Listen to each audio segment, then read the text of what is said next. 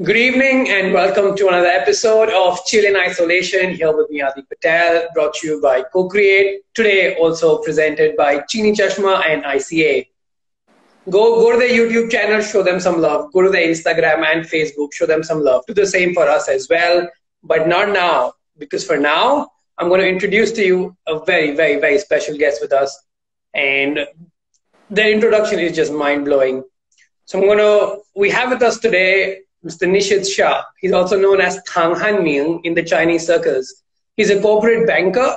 He's also the founder of India-China Academy and the co-founder of the YouTube channel Chini Chashma. He has also worked with Bollywood actors like Amir Khan. He's also, to his credit, movies with stars like Kabir Khan and Chinese stars like Xu Zheng.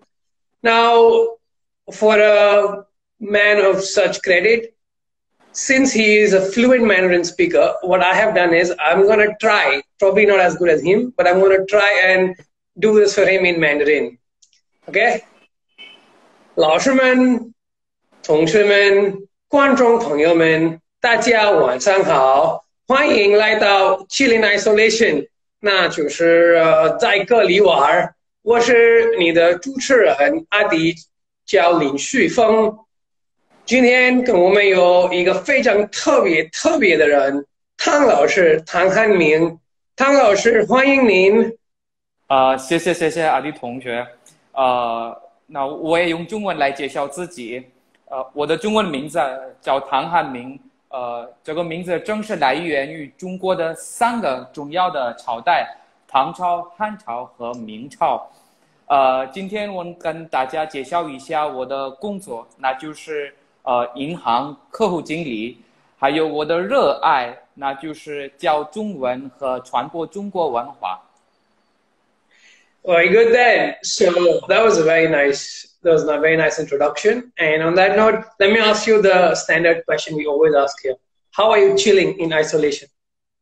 So chilling, there has not been 100% chilling because I'm working in an essential service sector, banking. So we have to be on our toes. Yeah, lots of fun. So we have to be on our toes for providing service to our clients. But I still carve out some time for chilling, and I'm quite a laid-back, active guy who would like to watch Chinese movies. I have a list of Chinese movies which I've already seen, but I'm again going through them. And I like listening to Teresa Tang. All the Chinese foreigners especially have started learning. They know Teresa Tang, so I listen to her in my spare time. That's how I chill. Yuliang Taipia with the Shin, yeah? Yes, Yuliang Taipia with the Shin. These are some classics which I like to listen. Fair. So let me start by asking you about your early days of Chinese and how you actually started learning Chinese, your interest for Chinese.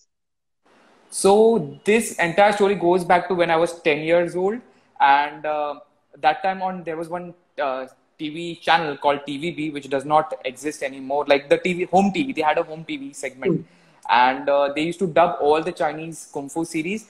Well, the story, it was not much about stories. The part that attracted me was all about the Kung Fu fighting scenes and people flying, breaking tables. These were something which really attracted me to China. It was love at first sight. That's how it started, the China connection started. Later, of course, being in Mumbai, coming from a Gujarati family, Chinese was never thought of as a career. So for a very long time, I was pursuing something else. I was in diamond industry for quite some time, but still there was no mental satisfaction. So that's when, after looking at my sister, and they were like, if you want to pursue, just think seriously. Let me take the chance.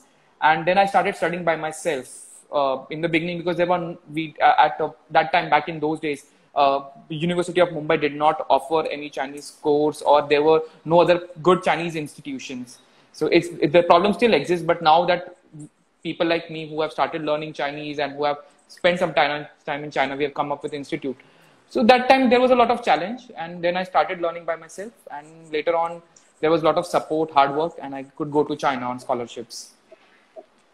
Fair. So before we move on to more of Chinese talk, you're a corporate banker, right? And you also have your passion for Chinese. So how do you manage this? First of all, apart from the rest of the things you do, which we will come to, how do you first balance your corporate banking and your Chinese? So this requires a lot of time management.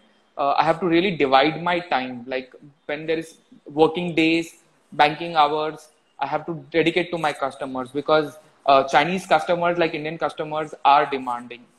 So that's how I have a very strict timeline divisions. Else it becomes difficult to balance. And at the same time, from mental point of view, I still enjoy the part that where I'm in, because the clients which we interact with, I work for a Chinese bank, and we have a lot of Chinese people living in India, having invested in India. So I'm still catering to Chinese people. So I'm still in touch with China some or the other way. So then I don't feel the burden. And in your starting days of learning Chinese, do you attribute your Chinese success to any mentors or coaches who have specially influenced the way you learn or the way you were taught to teach? Uh, I would not say there is one particular person or a teacher, one particular. Every teacher had something, the style of teaching. So every teacher had their unique approach, and they helped me. There is a very famous Confucius line which says, "San ren xing, pi you wo shi yan," which means there is something to learn from everyone. So from my classmates to other foreign students, or be it my Chinese teachers, or even someone as simple as the person who sweeps the floor. You interact with them and they would tell something about Chinese and motivate you. Oh, you're really good. In fact, I think you must have experienced that in China as well. Chinese people are very motivating. You just say two lines in Chinese and they're like, oh wow, you can speak Chinese. They make you feel like a superstar. Same. That motivates you further. So learn from everyone, in fact, actually. Fair. No, I think Chinese people have lots of positive reinforcement which they give you when you're learning Chinese, and they're very helpful. Even during my days when I was learning, I think I'm still learning, but the encouragement and the support they give is unmatched. Yeah, learning is like hi guys. I think Nishith, there's hi guys out to you. And okay, so coming back to your Chinese journey and your coaches. So as you said that, there's a lot to learn from everybody. But if there was that one moment in your Chinese learning journey where you think that, it all came to you, because I think for all of us when we start, everything is like, it's so difficult. It's put into your head that it's difficult. But then you keep trying, you keep trying. And then there's that one day or that one moment when all of a sudden you're like, you know what? Now I get the tones. Now I see what's happening. Now I can, remember the characters. So when was that for you? So for me, in fact, it was in the beginning, I had to actually study by myself. So there was a lot of research I had to do everything. And I had to had a very humble approach because I didn't have a teacher who was 24/7 to answer my queries. So each character in the initial stages was a challenge actually. I had to analyze, but I really thank that particular phase, the initial stage, which was a struggle phase for learning Chinese without any support. They were not even like that time we had, I think, crossword locally available for Chinese books, and they had only 4 books. Like out of those 4 books, you're supposed to select which book you want to buy for learning Chinese. So every character I had to go online and analyze. But now if I see that, then it was very helpful that now any student asks me about a particular character, what is the structure, why it is like this, I can very confidently answer. So it's a gradual process. And that particular Eureka moment where I actually feel, wow, I got the mystery of this, has never been. Chinese itself is very mystery. It's an ongoing process. And every time I go through the same thing, it will give me something new. Fair. And then obviously since you learned Chinese, you thought of spreading it to other people as well. So you obviously founded India-China Academy to spread the Chinese language and culture. So tell us more about ICA and how were the early days of ICA and how did it grow? So ICA, I have been teaching for quite some time now.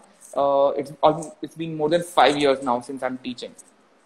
ICA we formalized as an institution because we wanted to do more than language. ICA is a language and culture institute. We tried because Chinese, like Indian culture, is very ancient and has a lot of history, and the language and the culture cannot be separated. So when you are learning Hindi and you don't know certain Hindi, Indian culture or certain Indian mythology, you have not got the core of it. So same thing happens with Chinese language. So we started having culture, more and more culture activities. We have Chinese poems recital like Tang Dynasty poems.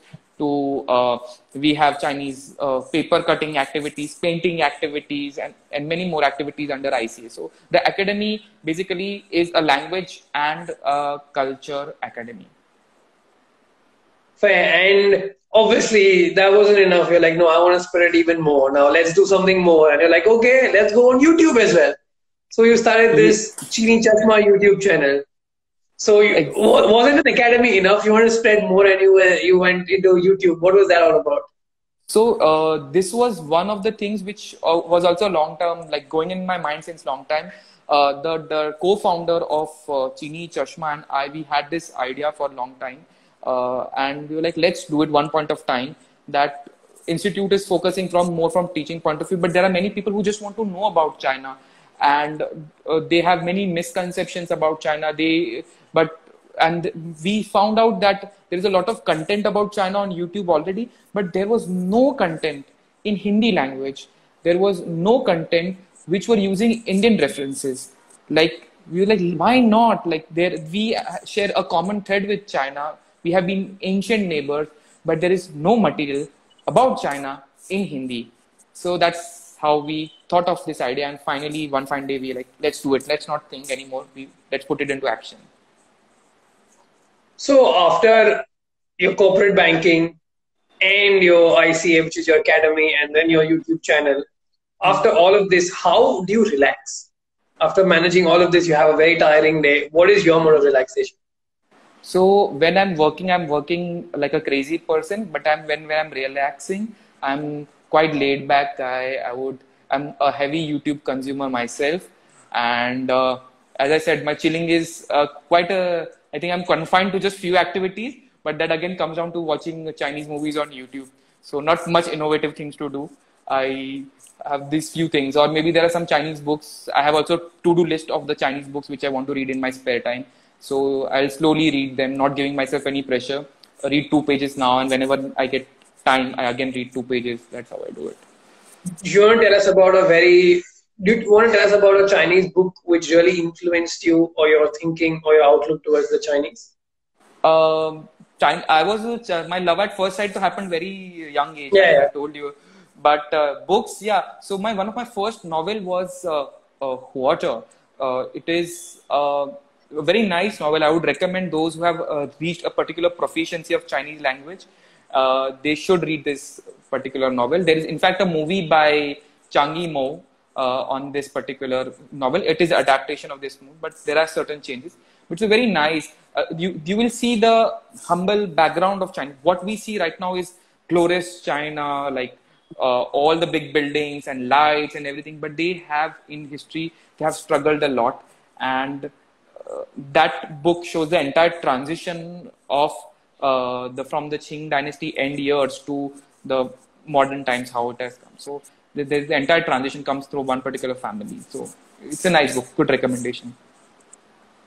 And as you were talking about how at ICA you also incorporate culture in the language learning, not just your textbooks and your grammar and subject plus verb plus object plus verb plus blah blah blah. It's more about practicality and immersion in the culture as well. So can you shed more light on how you also incorporate culture while teaching? Actually, you have witnessed that. You have seen our Spring Festival celebration. We take Chinese festivals very seriously, and we also celebrate Indian festivals, but we add Chinese element to them so that students can learn at the same time and enjoy. We are very strict with our approach in learning, but we then don't cut out on the fun part. So that's where the cultural thing comes into picture. Why we encourage students to speak. What the problem we have seen so far, that those who are studying locally, they are quite reluctant to speak. So through these culture activities, we encourage them to participate, to speak. If you like to sing, then sing a Chinese song. If you like to recite, then recite a Chinese poem.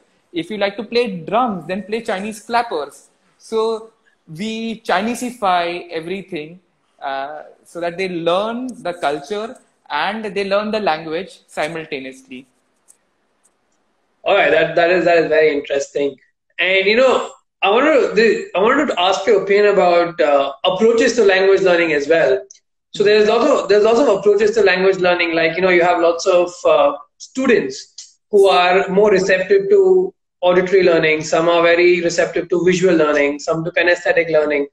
So if you have a class of say 5, 10, 15 students where you have students who have different methods of the maximum learning, how do you cater to all of them together? So that's a challenge because when we at ICA we have students from 10 years old to students who are in their 40s. So there is a huge age gap. But at when they are in classroom, luckily the teachers, my team, we are able to bring them on the same platform. And again, we follow a very important Confucian concept that in Chai Shi Jiao, which means that according to the student or his ability, you interact with the student, their interest, everything. So every case is unique. Well, in a classroom session, of course, we will be catering to same, but at the same time, we have, thanks to the technology, like through various platforms like WeChat and WhatsApp, we are one-on-one interacting with students. Students would approach us, Laushir, this is where we are studying, but I'm not able to by heart it. What way should I do? Do I do it this way? Would it be nice for me? Then we would, according to that student's particular need, one-on-one interact. So we have a common platform where everybody's together, the families together, they are learning how to work as a team. And at the same time, teachers individually approach students on one-on-one basis through various platforms. Fine. That's a very good insight there. Okay, let me shift focus to Chini Chashma, which is a YouTube channel. So as you were saying, you teach through various methods. So on this YouTube channel, what is it that the viewers should expect, and what is it that they can take out of this YouTube channel? So one, it is entertaining. We don't make very serious videos. So and it is about our neighbor, China, ancient neighbor. There are many interesting facts that we are covering, like many things people don't know about, basic things about China. One of the recent video was about gifting culture. Many businessmen from India visit China frequently, but basic gift things they don't know. So we thought, let's make a video on that. So there are fun facts, there are certain myths that we clear about China, and there is a lot of information. So it is entertainment plus education put together. It's a very colorful YouTube channel. If you see, we have given it a very young, hap look to the channel. So it is very digestible. Fair. So you're doing so many things together, and you're excelling at all of them. So my point is, how would you prepare? So you have teaching. Let me categorize it into three things: banking, teaching, and shooting for YouTube. How can you take us through your preparation for each of these? How do you prepare? Obviously, for the job is not that difficult. How do you prepare for your teaching and then for your shooting? So each three of them have different kind of challenges. Very unique, mutually exclusive. For banking, for that matter, one is that when I'm catering to my clients, we are understanding that it is a very technical and financial thing, what their requirement is, and preparing accordingly. In bank, we have a very huge backend team. There are legal support, compliance support who support me. And as a RM, a relationship manager, we help to communicate the same things with the client and help them to meet their needs. With teaching, as we said, we have every class, every lecture that we prepare, we see the batch of students and we prepare material accordingly. Now, again, every time, for example, a new set of students comes, we have to adjust those PPTs according to the particular cases. And we have to set the examples. Main is we help a student to understand the particular language with the example they can relate to. So based on students, we have jokes, we prepare that before every lecture, we have to prepare those PPTs and everything. Third goes for Chini Chashma. The topics that we are covering in Chini Chashma, since I've spent so much time and I'm very much interested in everything related to China, I know these topics, but then we have to put it in a formal structure. So there is a draft prepared. After that draft is prepared, we go into scripting. So I and my team would support me with the scripting part. After scripting and everything is done, we approach the creative guy who would imagine, नहीं नहीं उसमें ऐसा होगा वैसा होगा. So then again the creative, and then it goes to direct and shooting. That is a time-consuming affair. So, fair. All right. So I'm going to ask you the question as in now, I'm a layman, okay? Say I have no experience in learning Chinese and I just happen to, come across China and Mandarin. And I think, okay, I want to learn this language. How should I go about it and what are my first steps? So Chinese, if you're starting Chinese from a very zero level, you first need to understand the basic sounds of Chinese language. Chinese is perceived as a very difficult language, but when you actually come closer to Chinese, you will understand it is actually a very easy language. There is not much grammar involved. There are not tenses and genders and this, everything. Like too much of that is cut out. Chinese basically works on its vocabulary. The vocabulary is formed on the base of the sounds. So you first focus on the sounds, master the Chinese sounds. Pinyin is available, which makes Chinese learning easier. Characters, as we all know, those who are into Chinese, they would know the Chinese writing system is divided into Chinese characters and pinyin. Start with basic pinyin, learn basic words, and then you put it in the correct order. That is it. You don't have to learn a lot of grammar in Chinese. So for all the viewers who don't know what pinyin is, can you explain what pinyin is? So pinyin is basically the English alphabetical or the romanization of Chinese sounds. You use, so as many people ask me when they come to learn Chinese, there are Chinese, we have heard there are some 200 or 300 characters, and they'll tell them it's not 200 or 300. Maybe to read a newspaper, you might just need 6,000 or something characters, and they're like, oh my God, how am I going to do this? But just calm down. I'm not here to scare you. There are English alphabets, which even in China, as you know that even in China, kids start with the English alphabetical system. Like in Hindi, we use, again, I can draw a Hindi, China, India example. In Hindi, we use TUM, TUM, HUM, HUM. We use English, many, Mumbai, especially a city where it's a... Especially while texting. Texting, you're just using the English alphabets. So similarly in China, they have it's a very defined system where you use English Romanized alphabets to express Chinese sound. And then gradually, and ICA is very particular about that we, from the very first day, we start with basic characters. So students do not feel the burden or the punch of learning many characters suddenly at a point of time. So yeah, that's how we prepare students. 好，那假如我已经学了中文，已经通过了1级、2级，然后我怎么进步呢？首先，我看很多同学们他们会买很多书，买很多课本，我觉得这样不必要。你就买你喜欢的一本书，然后认真读，把那本书读完。同时，我建议你们要多听，不管是你听一个中国的电视节目，还是一些歌曲都可以，但是你们要不断的把自己的词汇量就越来越大，因为中文本来就语法没有那么复杂，主要是你们的词汇量应该很丰富才可以。好的，好的。那老师，如果我已经超过了5级呢？然后怎么了？你到时候找我吧，你已经通过了，你来学校吧。你来学校吧。可以。Right. So let's switch back to English just for the benefit of everybody else. Right. So the next question, which actually I want to ask you, is nothing to do with Chinese or banking or even Chini Chashma for that matter. What I wanted to ask you is, on a very serious note, okay, when you basically came back from China, yeah? I mean, obviously, we know that you were in China, you got the Best Foreign Students Award and all of that. Oh my God, you're following. So, I mean, we do our research as well. Yeah, good. So, yeah, point is that you got the Best Foreign Students Award. So, that was in China. So, in your class over there, you were competing with other foreigners, right? Yeah. So, what was your experience like over there, competing with other foreigners who speak Chinese and then being the best over there?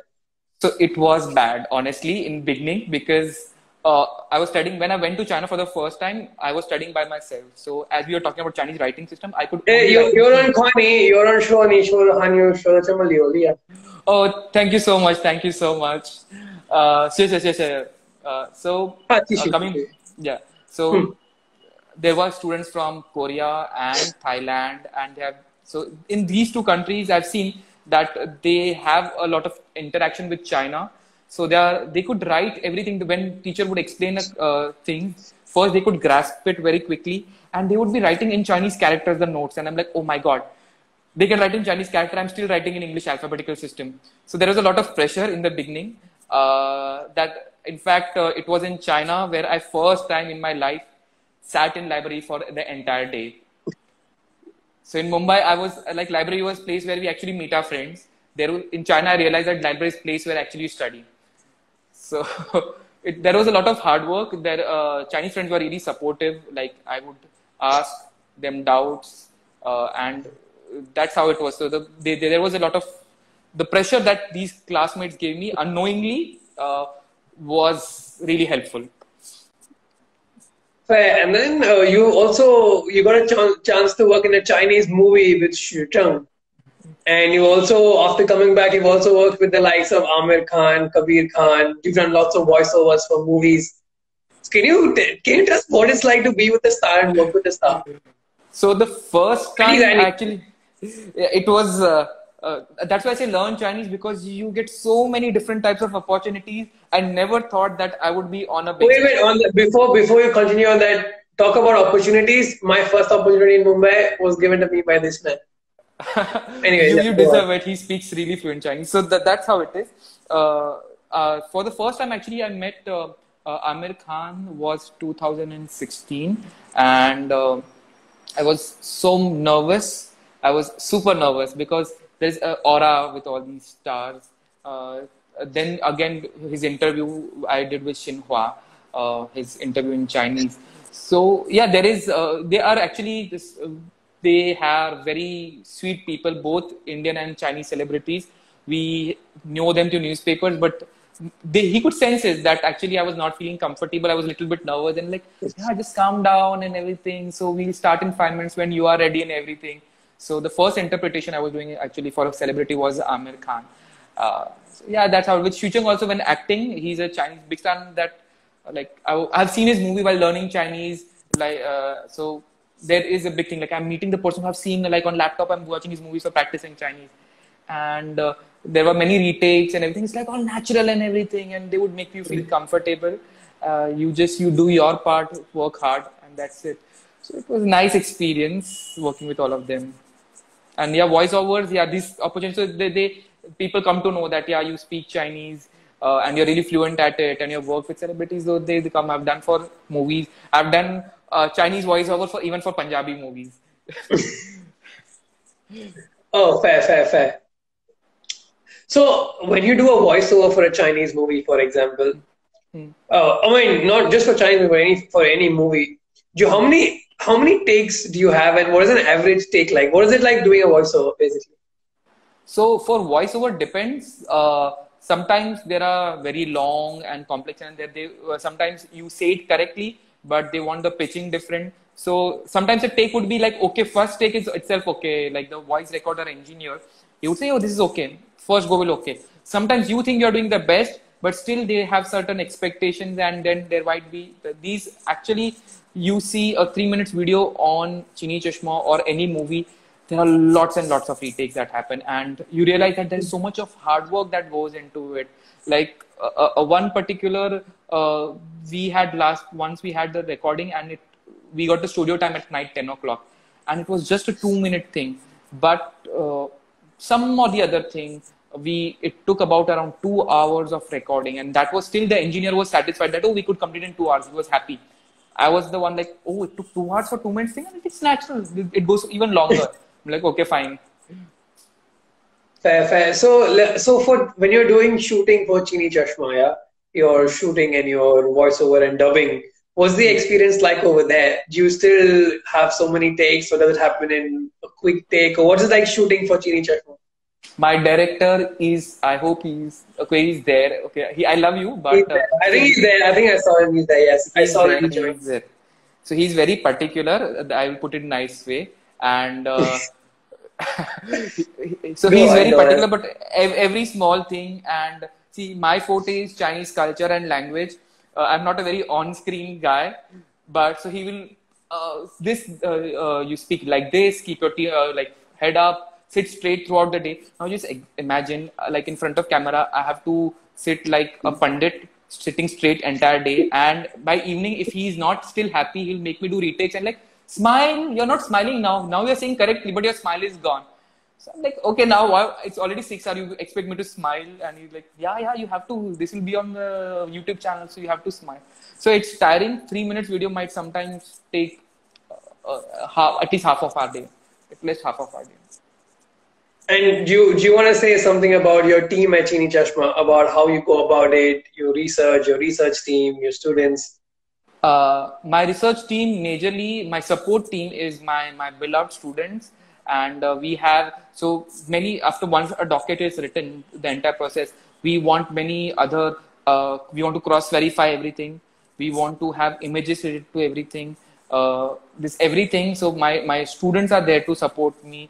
My co-producer, I'm lucky to have a really beautiful team. Else it's not possible to have my banking and my teaching and then looking cross verification online. Small things take a huge time. So everybody contributes to it. That makes it possible. And similarly for your support team at India-China Academy? They are also very awesome. We have been like India-China Academy. So far, I don't have to worry about things like if I have a vision and I want it to be done, they are there. From smallest activity, we divide, we work as a family.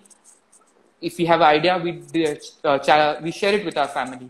And everybody in their own capacity contributes. So be it a big gala event, which was you have visited again, we were really happy to have you with the family spending the New Year gala. Yes. So No, yeah, so we had a exhibit of all Chinese cultural things that we had. We had tea, we had other food and dance performances and everything. There were so many technical things like having the music and everything played on time. So it was all, we didn't need anyone from outside. It was within the ICA thing. Like every student was there to contribute. The entire Chinese decoration was like me, my students, we were sitting at night and making sure that all the lamps are in the place, Chinese lamps are in the place where we want it. And what you reckon is the future of Mandarin language, as in the Chinese language of Mandarin? What do you think it holds? What do you think a person who knows Mandarin can do in the future? What is the future of someone who's learned? Lots and lots of opportunities. Besides the normal translation work which we do on and off, there are so many Chinese companies coming to India. They're investing money. They bring the Chinese money in Indian market, creating a lot of job opportunities. So there is a language barrier, which is the major barrier between the two countries. So they are looking for talented Indian people who can speak their language, help them to communicate.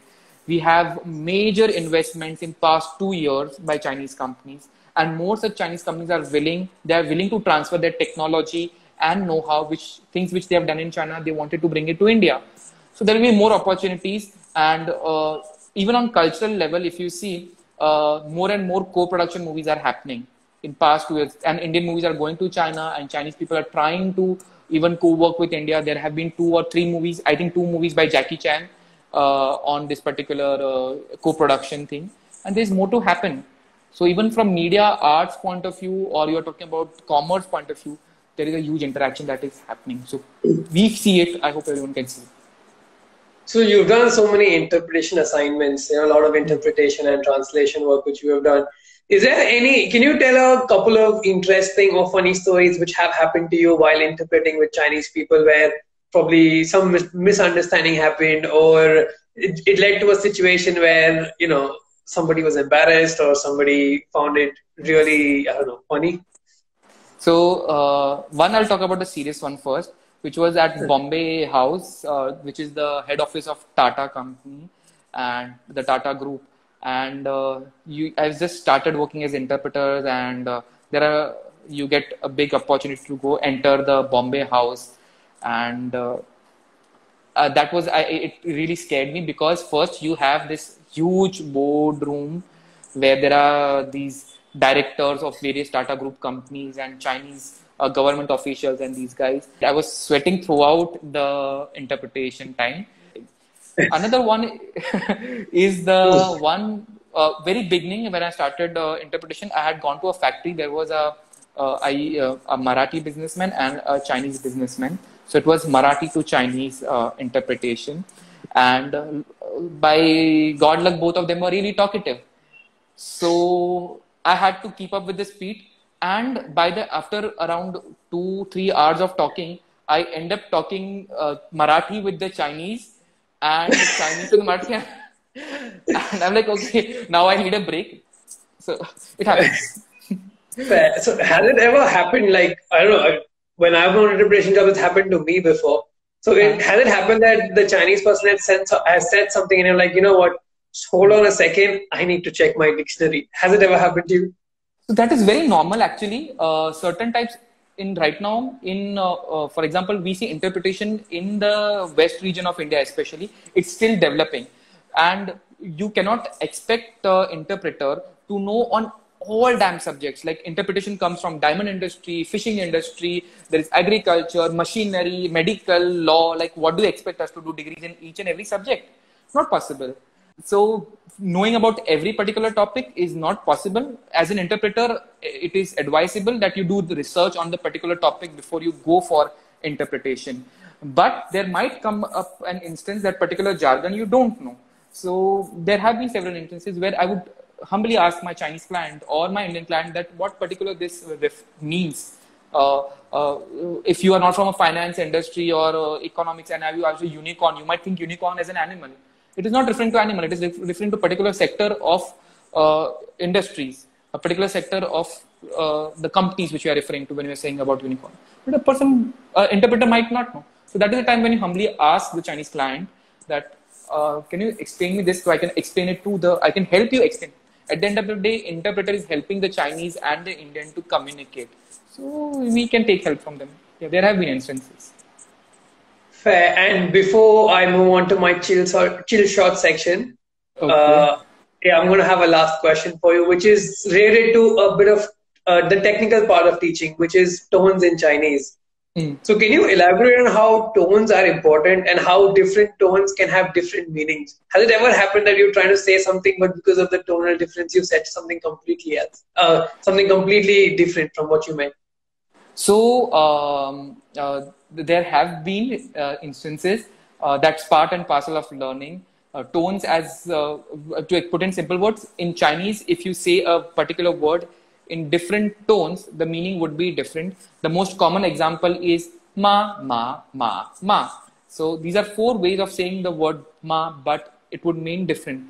I think when two foreign people or foreigners, two non-native speakers of Chinese speak, it's very different to when 2 native speakers of Chinese talk to each other, isn't it? There is foreigners Chinese, which is developing, which foreigners can mutually understand, and Chinese people are not. Because there is some, at beginners level, most of the learners are actually translating majorly from English because English material is available. And so the structures of the sentences are white English, which Chinese people are like, okay, I don't get this structure. But non-native speakers know what they are trying to communicate. Yeah, for sure. No, I think it's happened to me as well. I mean, n number of times when you're trying to, the 2 foreigners are talking in Mandarin, but the Chinese person cannot understand. So yeah, this is the process. This is the process. We're going to go to our next section. Are you ready for it? Sure, let's bring it on. Right. So let's go for chill shots today with Tang Hanming, that is Nishith Shah, here at Chill in Isolation, brought to you by Co-Create. Today, also presented by Chini Chashma and India-China Academy. Go to their YouTube, Instagram, Facebook, show them some love. But for now, let's get to this. So, Tang Hanming, Nishith, which is your favorite cuisine and dish? I would say in Chinese, particularly, I like the Wuhan food. Oh my God. And they have the Wuhan Rekan Mian, which is the hot noodles. It's very spicy. And another one which I like is from Chongqing. It is called Chongqing Xiao Mian, which is also very spicy noodles. I'm very desi. I like spicy. Your favorite Bollywood actor, actress? Not anyone in particular. I think if it's good movie, I like. So not anyone in particular so far. No. Right. Your favorite Chinese actor, actress? Uh, I would say Liu Dehua and Chang Guorong and Gong Li. These are some, like in female actors, Gong Li, and guys, I would say Chang Guorong and Liu Dehua. Right. Who is your favorite? Who do you think speaks the best Mandarin? Who's a foreigner, like who's not from China, and you've heard of them? I like watching. There's a Canadian guy called Tashan, and Ashwin, he's because he's a stand-up comedian. And those who don't know, stand-up comedy actually originated in China. So it's very difficult. You can speak Chinese good, but to do comedy in Chinese is no child's play. So I really like he's my idol, yeah, in that way. Yeah. I watched his videos as well, Tasha, and you think of these CCTV sports series and CCTV Teach Chinese series. Yeah, So he's so yeah, natural. Like yeah. fair. But I think your Chinese comes close to It will take it's a lifetime process. He has spent a lot of time in China. So yeah, I'm working on it. No, but I think your Chinese comes close to it. No, It's I really literally good. Chinese And by the culture. way, he's passed all the exams. He's 6+, and Nishith is near native. But yeah, let me move on to this. Okay, who's your favorite sportsman if you watch sports? I'm not a very sports freak. I'm very lazy because I like everything lazy. Hmm. So any particular no, for one not sports reason, but I like Virat Kohli because I turned vegetarian. Fine. We have Hira Lauscher stand up. Haha. Yeah, Yeah, Hira yeah. Lauscher. We can see your stand up videos sometime on Chini Chashma, I think. Soon. Right. So let me continue. Amongst the various aspects of Chinese, like culture, pronunciation, speaking, reading, writing, everything which you can think of, which is the most easy to learn? Okay, most easy to learn. I would say the Chinese vocabulary. I think that is the most easiest to learn. The most Yeah. easy to teach? The most easy to teach would be also, I think, vocabulary. I The love most entertaining to learn? Chinese tones. Like students are laughing when we are teaching tones. And the most entertaining to teach? I like the Chinese characters. I really like to analyze and cut them, and that's how Okay, which is the most difficult to learn? I would say tones for that matter, because Indian language don't have tone. So for foreigners to grasp the concept of tones is challenging. Okay, the most difficult to teach? Most difficult to teach. That would be difficult to answer. I like teaching everything, but then again, to make tones set in a student's mind, like this is how it works. Yeah, that is like to input that particular data is a challenge, but it's fine. Right. Would you rather watch a Chinese movie or a Chinese drama series? Movie. All right.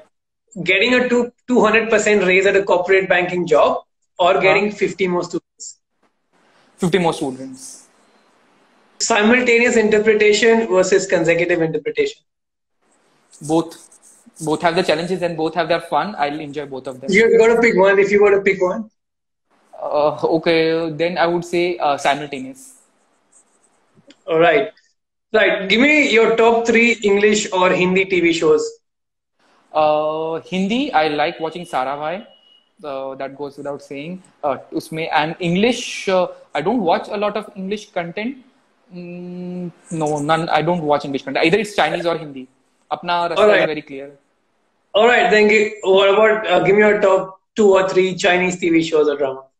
TV, Legend of Condor Heroes, Brother Under My Skin, and then we have Zoo Mountain Saga. All those ancient Chinese series with table breaking and people flying. Yeah. And top 3 things which separates ICA from other Chinese teaching institutes. Itself the fact that we are not just a language institute, we are a language and culture institute, and the culture that within the institute we promote, and we do a lot of Chinese cultural activities. Recently we had on Confucius. We invite a lot of Chinese experts and they give lectures. This I don't think anyone else at a private level is doing. Okay, that's one. 2 more. Top 3. Okay, top 3. I think I thought so. The culture thing is that the culture that we have within the institute, that it works as a family. It's not that every student is competing with each other or something. It's just the family. That's how it's working. And that's how we get the entire family together. So the culture within the institute, the way we teach is also very unique, and the amount of follow-up that we do with the students, like we are there for them all the time. And there have been instances where students can actually message you at night 2 o'clock. And if I'm not sleeping, then I would also reply at 2 o'clock. So yeah, that's how it is. Right. So that brings me to the end of the chill shot session, the chill shot section. And yeah, I think you did avoid one of them, but I think it was quite good. Still, yeah. And yeah, you were quite honest. So yeah, fair enough. I'll give you that. And before we go, or before the outro, there was one small thing I actually wanted to bring up as well, which I think is my fault. I forgot. But we have, like, all of us do interpretation, and all of us, work in the Chinese community. I mean, in the Chinese industry, like the Mandarin interpretation and everything. So, we all are part of the WRCEA. So, can you tell us the advantages of, being a part of the group and being a part of the community? So, the WRCEA stands for West Region Chinese Experts Association, which was an idea that no matter people come from different Chinese learning backgrounds, but just as Chinese experts, we can share technical know-how. It was set up by all the members who are in West Region, who are speaking Chinese, who are working with Chinese people. These are Indians who have got a good amount of command on Chinese language. You are a member, I am a member. We have together come to have this particular association to share technical know-how, to share opportunities. People do it selflessly. It's a very informal group where people share opportunities related to Chinese language, and we also address issues faced by learners. So it is a group effort by all the Chinese experts in West Region. Okay. And at the end, I would like to ask you, what is your message for all your supporters and all your students and everybody who supports you at ICA, Chini Chashma, at your bank, and at WRCEA? So all of us are connected to two big, ancient, important nations, and let's do the work of spreading friendship. Let's build the friendship bridge is already existing. Let's make it stronger, bigger, spread love and know each other. That's it. That's it. All I would want to say. 好，那我们这个节目马上要会结束，你要说2、3句话吗？用中文？我就想说，我们都是热爱中国、热爱印度，那我们都要努力做朋友，然后互相了解，学习对方的文化、语言，这样我们可以把一些偏见、一些隔阂去掉。所以大家加油，一起努力。All right then. On that note, a very big thank you，感谢你，唐老师，你今天来这边，然后跟我们一起做采访。So thank you so much. 谢谢你的邀请 ，Thank you. And on that note, thank you guys for joining in. This brings us to the end of today's episode of Chill in Isolation, brought to you by Co-Create. Today also presented by India China Academy and Chini Chashma. Big thank you to Tang Nishith Shah for joining us. Oh, before we end, there's a short song request if you want to go. So okay. I know I ended the episode, but then the request just came, and I think we can just, keep going. That's fine. So I'm a Tang Lichun fan, so I'm just thinking of what particular song should I sing. That I'll sing Wang Li Hong because he's also one of my favorites. I'll just sing. Yeah, I think you have 4 minutes before this Instagram automatically cuts our call. So I think go on. Okay. So 这世界很复杂，混淆我想说的话，我不懂太复杂的玩法，怎么样？ That's it. I forgot the lyrics. So I'm very sudden. Yeah, come on, crowd. The comments. Let's show him some love. Show him some heart. So that was. I think that was a very good attempt, and I think it was a good song. Yeah, so yeah, thank you, sir. On that note, I will actually do the outro, and we will actually let Tang Nishith Shah go. And thank you. Poonam says super. Yeah, you can do that. Yeah. So thank you, Nishith, for joining us. Hopefully we can again at some point. Yep. If we have like a season 3, 4, 5. So All the best. All the best. thank you so much. And yes, guys, so that actually brings us to the end of today's episode of Chill in Isolation. Here with me, Adit Patel, at Co-Create, presented by ICA, that is India China Academy, and Chini Chashma today. And thank you guys for coming. Enjoy. Stay safe. Thank you. Bye-bye.